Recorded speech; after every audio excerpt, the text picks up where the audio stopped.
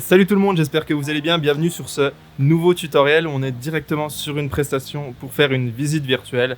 Donc en termes de matériel, j'utilise cette fois-ci la Kandao QCam 8K parce que c'est une prestation un peu plus petite que la dernière fois. Et comme vous le voyez, du coup, j'ai pris 2 trépieds. Pourquoi? Première astuce.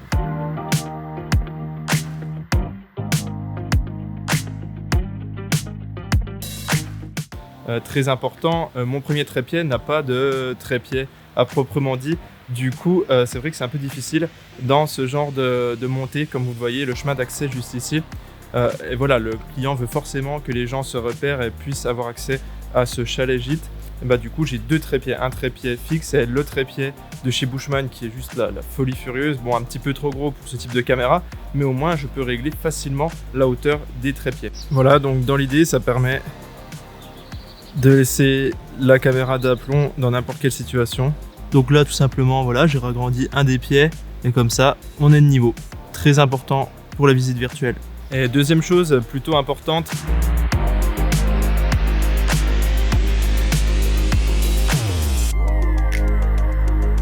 vous allez sur une prestation de ce type-là, vous y allez forcément en voiture ou en camionnette. N'oubliez surtout pas de la retirer. Moi, je me gare toujours devant le gîte, etc. Je décharge mon matériel, je le prépare et seulement ensuite, je retire la voiture pour tout ce qui est plan 360 en drone ou pour tous les plans 360 au sol pour les chemins d'accès des gîtes. Ça, c'est un petit point en plus quand même de permettre de visualiser l'accès en photo 360, surtout que grâce au logiciel que vous allez voir dans les tutoriels suivants, vous pouvez intégrer cette visite virtuelle directement via Google Maps. Donc c'est en un clic, ça s'intègre dans Google Maps. Il n'y a pas tout ce système d'interaction, on ne peut pas rajouter de vidéos, de photographies, etc. Ça prend juste vos panoramas 360. C'est vraiment hyper cool parce que ça les intègre directement sur Google Maps en un seul clic. Donc là, comme vous pouvez le voir à l'écran, exemple type d'une chose très importante en réalité virtuelle, c'est prendre en compte l'environnement, toujours, surtout les miroirs, les baies vitrées, le pattern au sol. Donc si c'est un pattern compliqué, des planches de bois, des graviers, etc. On va toujours favoriser en fait les choses simples à reconstituer en post-prod pour supprimer le trépied, ça c'est une chose.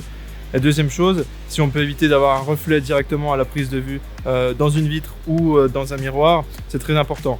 Comme vous le voyez du coup juste derrière moi, tout simplement, là je me suis calé au milieu justement où il y a entre guillemets le chambranle de la porte centrale et du coup c'est pratique parce que je ne vois pas la caméra.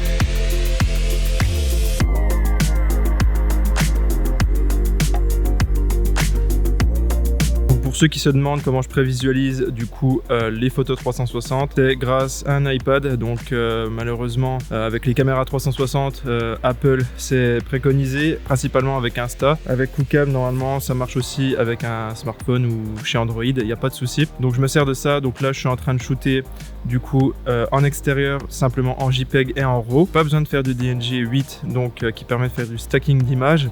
J'ai vraiment pas besoin de ça étant donné que la luminosité est assez intéressante, elle est sympathique et je ne vais pas avoir besoin de trop déboucher les ombres ni de trop baisser les hautes lumières. Alors petit point important du coup pour la tablette avec la QCam, il y a beaucoup de déconnexion.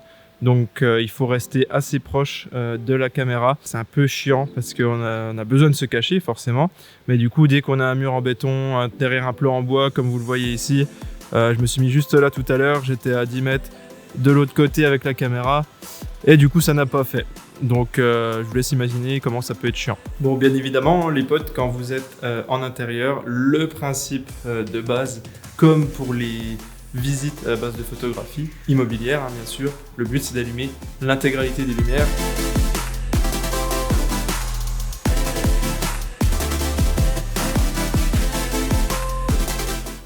Ça c'est vraiment obligatoire. Si vous avez de la bougie etc, faites-le, mais faites attention, si vous shootez en DNG 8 vous aurez un effet ghosting, donc la bougie va faire un effet assez flou, ça va être un peu bizarre. Donc si vous faites ça, si vous mettez des bougies, des choses qui sont en mouvement, et ben, évitez le DNG 8. Il y a le DNG 8 Express qui existe sur la QCam. Ça évite un petit peu cet effet de ghosting quand il y a des choses en mouvement dans la scène, ou sinon bah, vous shootez en RAW et vous faites tout pour que la luminosité de la pièce soit assez suffisante par rapport à l'extérieur qui sera beaucoup plus clarteux normalement si vous avez des baies vitrées ou ce genre de choses. Donc faites attention pour cacher de l'éclairage, etc. Il y a plein de techniques, on verra ça dans les tutoriels sur cette chaîne. En tout cas, j'espère que ces petites astuces vous plaisent.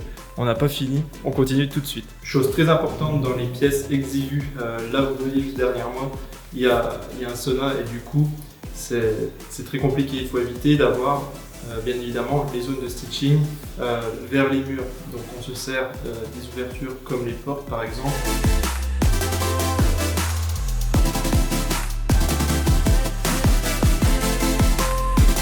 Ou de la forme des pièces, si elles sont plus rectangulaires que carrées, et va favoriser une mise en place de caméra de sorte que les zones de stitching, donc à gauche et à droite des lentilles, ne soient pas obstruées par quelque chose. Sinon vous pouvez avoir des surprises et ça c'est pas cool. Donc on évite, et bien sûr si vous faites du shooting avec des caméras un petit peu plus grosses comme vous voyez ici avec l'Insta360 Pro 2 ou avec les autres caméras qui ont de multiples lentilles, donc 4, 6, 8 lentilles, et ben du coup forcément avec ce type de caméra vous serez très embêté dans les endroits exigus. C'est pour ça qu'avoir un setup avec une caméra de type duo lentille ou 2 lentilles ou une caméra multi-lentille, et bah du coup c'est vraiment top quoi.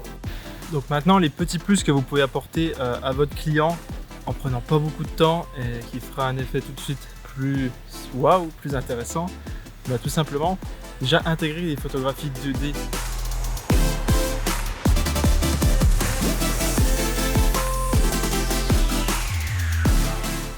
Dans cet espace 360, donc soit avec un hotspot où les gens ils cliquent dessus, la photo s'agrandit. Dans tous les cas, ils ont certainement des photos à vous donner.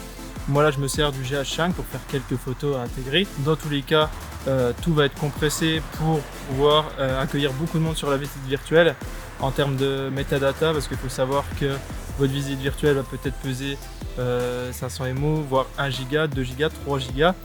Et quand les gens vont aller dessus, forcément, s'il y a 15 ou 40 personnes dessus, ça va pas être la même chose. Donc faites attention, faites bien des visites virtuelles assez légères, ne voyez pas trop gros, ça ne sert à rien. Et donc tout simplement, moi je vais faire des photos, des points d'intérêt, des petites intentions que ce gîte offre aux clients. Donc par exemple, vous le voyez sur ces images, une photo du panier pour le petit-déj, des photos de tout l'électroménager avec une fiche technique, comme ça les gens ils vont sur la visite virtuelle et ils ont toutes les informations pour faire fonctionner les équipements, et ça c'est juste parfait. Donc on a même intégré des petites vidéos qu'ils vont m'envoyer, qu'ils auront fait avec leur téléphone pour expliquer le fonctionnement de chaque machine à laver, le lave-linge, la plaque de cuisson, etc. Et ça c'est quand même hyper cool et ils ont tout en un sur la visite virtuelle. Voilà, les amis, je pense que ça va être la fin de cette petite vidéo. Je vous en ai déjà dit beaucoup, mais abonnez-vous, la suite va être folle, il y aura de plus en plus de contenu sur cette chaîne. Je vous le promets, je vais rester actif. Et surtout les amis, n'oubliez pas de cliquer ici si vous voulez voir une vidéo plus orientée sur le matériel que j'utilise, ou ici si tu veux en savoir plus sur le monde de la réalité virtuelle.